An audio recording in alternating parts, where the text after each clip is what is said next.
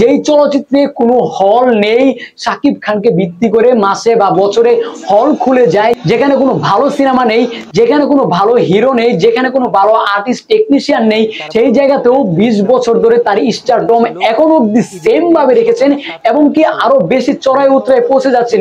সেটাকে একজন বাংলাদেশের আপনি একজন গুণী অভিনেতা হিসেবে সাপোর্ট করা কি প্রয়োজন ছিল না? আমাদের বাংলা সিনেমা যদি বিশ্বের মানচিত্রে পৌঁছে যায়, আমাদের বাংলা সিনেমা যদি সারা বিশ্বে নাম করতে পারে, আমাদের বাংলাদেশের ঢাকায় সিনেমা যদি সারা বিশ্ব থেকে একটা সম্মান বয়ে আনে, তাহলে আমাদের ইলিয়াস কাঞ্চন স্যারের সমস্যা কোথায়? সমস্যা আসলে কোথায় আমি আপনাদের একটু ক্লিয়ার করছি। ইলিয়াস কাঞ্চন স্যার রিসেন্ট কিছুদিন ধরে দেখা যায় উনি শাকিব খানকে নিয়ে অনেক ধরনের একটা আলাদা চুলকানি রয়েছে। তবে কেন চুলকানি রয়েছে সেটা আপনাদের কতটুকু জানা আছে সেটা আমি জানি না। তবে আমার ব্যক্তিগত জ্ঞানে তাদের ভিতর যে রেশারেশিটা একটু আমি তুলে ধরবো। যদি আমার সাথে আপনারা সহমত পোষণ করেন অবশ্যই কমেন্ট করতে ভুলবেন না। যারা নতুন আছেন চ্যানেলটাকে সাবস্ক্রাইব করে রাখুন, একটা লাইক দিয়ে ভিডিওটা কন্টিনিউ করতে থাকুন। গাইস, আমরা কিন্তু সকলেই জানি শাকিব খান যখনই একটা ভালো কিছু করতে যায়, শাকিব খান যখন একটা ভালো সিনেমা নির্মাণ করে, শাকিব খানের সিনেমা যখন একটা অনেক হাইপে উঠে যায়, তখন কিন্তু চলচ্চিত্রের ছোট থেকে শুরু করে অনেক ধরনের বড় বড় গুণী অভিনেতারাও শাকিব খান প্রসঙ্গে অনেক ধরনের কটূক্তি করে থাকেন। আমি বলছি অনেক বড় বড় অভিনেতারাও, কিন্তু এখানে সবাই নয়, কিছু কিছু অভিনেতারা। দর্শক, আমরা কিন্তু এই বিষয়টা এখন না, যখন শাকিব খান যৌথ প্রযোজনায় স্বীকারই করেছিলেন তখন থেকেই দেখে আসছি। এখন কথা হচ্ছে, এখন তো শাকিব খান যে সিনেমাগুলো করছে এগুলো তো বাংলাদেশের সম্মান বয়ে আনছে। প্রিয়তমা দিয়ে যখন সারা বিশ্বে রিলিজের একটা জয়যাত্রা হলো, তখন থেকে কিন্তু বাংলাদেশের প্রত্যেকটা টেকনিশিয়ান, কলাকুশলী, শিল্পী, আর্টিস্টদের শাকিব খানকে সম্মান করা উচিত ছিল কিংবা স্নেহ করা উচিত ছিল। কিন্তু ইলিয়াস কাঞ্চনের বেলায় দেখা যায় বরাবরই উল্টাটা। আমি বুঝি না কেন সে এই উল্টাটা করেন। আপনি শাকিব খানের এই সিনেমাটা, তুফান সিনেমাটা কলকাতায় একটা বড় ধরনের ধাক্কা খেলো। এই পোস্টটা আমাদের ইলিয়াস কাঞ্চন স্যার তার ভেরিফাই পেজে, যেখানে 1 লাখ ক্রস ফলোয়ার রয়েছে, সেখানে উনি পোস্ট করেছেন, অর্থাৎ শেয়ার করেছেন। এখন কথা হচ্ছে, এই একটা পোস্ট যেখানে কলকাতায় শাকিব খানের তুফান সিনেমা বড় ধরনের ধাক্কা খেলো, এটা উনি শেয়ার করলেন, অথচ বাংলাদেশে যে তুল কালাম কাণ্ড বয়ে গেছে, বাংলাদেশের প্রত্যেকটা অডিয়েন্সের মনে যেই ঝড়, সুনামি এবং সাইক্লোন শুরু হয়ে গিয়েছিল এই তুফান নিয়ে, সেটা কেন উনি পোস্ট করলেন না? অবশ্যই এটা কলকাতায় কিছুটা ব্যবসা কম করছে, এটা অস্বাভাবিক কিছু নয়, কারণ শাকিব খান তো কলকাতার হিরো নয়। কলকাতার যারা হিরো, দেবজিৎ, তাদের সিনেমায় 2016 সালের পর থেকে মুখ থুবড়ে পড়েছে। সুতরাং কমার্শিয়াল সিনেমা কলকাতায় টোটালি চলছে না, টোটালি। অর্থাৎ তাদের ভিতর বক্স কালেকশন বলতে কিচ্ছু নেই। আমাদের বাংলাদেশে তো শাকিব খানের সিনেমা প্রথম দিনেই 1 থেকে 2 কোটি টাকা বক্স কালেকশন পায়। তারা কিন্তু যখন 2 কোটি টাকা ইনকাম করে, তখন কিন্তু তারা এটাকে বলে ব্লকবাস্টার। অর্থাৎ 2-3 মাস পরেও যদি 2 কোটি টাকা ইনকাম করে, সেটাকে ওরা কিন্তু ব্লকবাস্টার বলে ফেলে। সেই ক্ষেত্রে বাংলাদেশে কিন্তু অনেক অনেক অনেক বেশি বাংলা সিনেমার অডিয়েন্সরা আছে।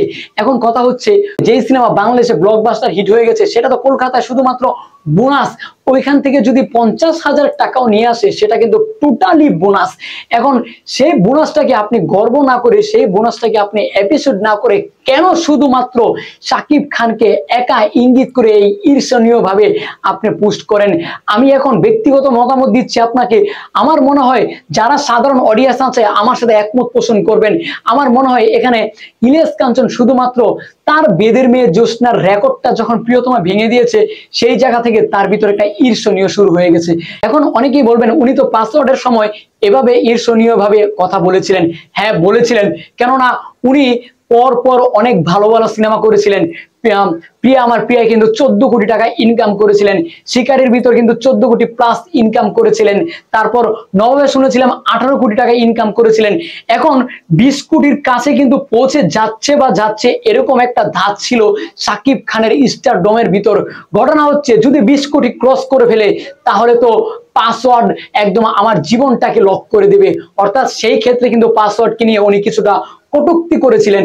কিন্তু এখন এই রেশারেশির দিন কি আছে? আপনি বলুন, আপনি যে 20 কোটি টাকা ইনকাম করেছেন 30-35 বছর আগে, সেটা কিন্তু বর্তমানে 200 কোটি টাকা ইনকাম করলেও সেই লেভেলে যেতে পারবে না। এটা কিন্তু একদম ট্রু। কিন্তু কেন আপনি বারবার ওনার পিছনে লাগেন? উনি যদি 20 কোটি ক্রস করে ফেলে, অঙ্কের দিক থেকে হয়তোবা, মানে লেখালেখির দিক থেকে যেটা আমরা কানে শুনতে পাই, সেই দিক থেকে হয়তোবা এটা ক্রস করেছে, কিন্তু ফাইনালি তো এটার যে অ্যামাউন্টের মূল্যটা, সেটা কিন্তু ক্রস হতে পারেনি।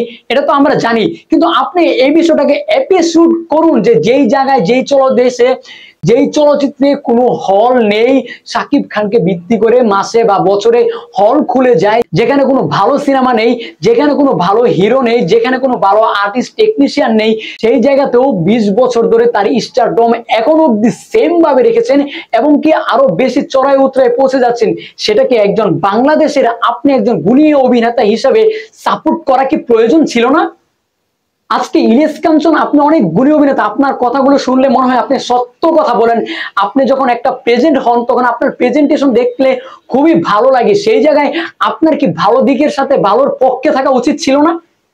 আপনার এই পার্সোনালি ঈর্ষণীয় তো আপনার তো সেই দিন নেই। আপনি তো অনেক আগেই চলচ্চিত্র থেকে চলে গেছেন, আপনি তো অনেক কিছু পেয়েছেন, আপনি তো অনেক জনপ্রিয় হিরো ছিলেন।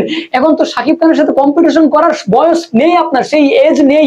তাহলে কেন বারবার আপনি এই ধরনের ঈর্ষণীয় কথা বলে থাকেন? আমার মাথায় ধরে না, আপনার কোনো পকেটের টাকা কি উনি নিয়ে যাচ্ছে, নাকি আপনার কোনো মান সম্মান উনি ক্ষুণ্ণ করে দিচ্ছে? আপনার মান সম্মান যেখানে ছিল সেখানেই আছে এবং কি আরো বেশি চড়াই উতরায় পৌঁছে যেত যদি আপনি বারবার ভালো জিনিসকে ভালো বলতেন, মন্দকে মন্দ বলতেন। আপনাকে আমি আরো একটা কথা বলি, আপনি যে পোস্টটা আপনার ভেরিফাই পেজে করেছেন, আপনার এখানে 1 লক্ষ ফলোয়ার রয়েছে, সেখানে মিনিমাম 5 থেকে 10 হাজার তো সেখানে লাইক করা উচিত ছিল।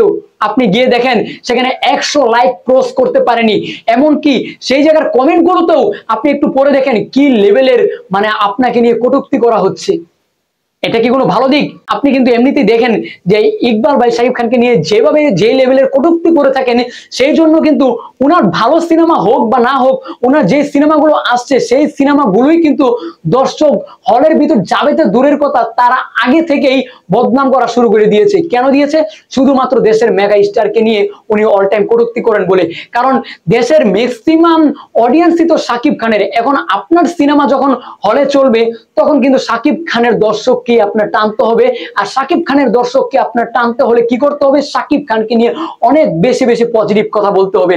যাই হোক গাইস, আজকের ভিডিওটা কেমন লাগলো এবং ইলিয়াস কাঞ্চন স্যারের বিষয়ে আপনাদের মতামত পোষণ করতে অবশ্যই কিন্তু কমেন্ট বক্সে কমেন্ট করতে ভুলবেন না। যারা নতুন আছেন আমার চ্যানেলটাকে সাবস্ক্রাইব করুন। পরবর্তী ভিডিও নিয়ে আসার আগ পর্যন্ত সকলেই ভালো থাকুন, সুস্থ থাকুন। আমার এসকে আপডেট নিউজ চ্যানেলের সঙ্গেই থাকুন। আল্লাহ হাফেজ।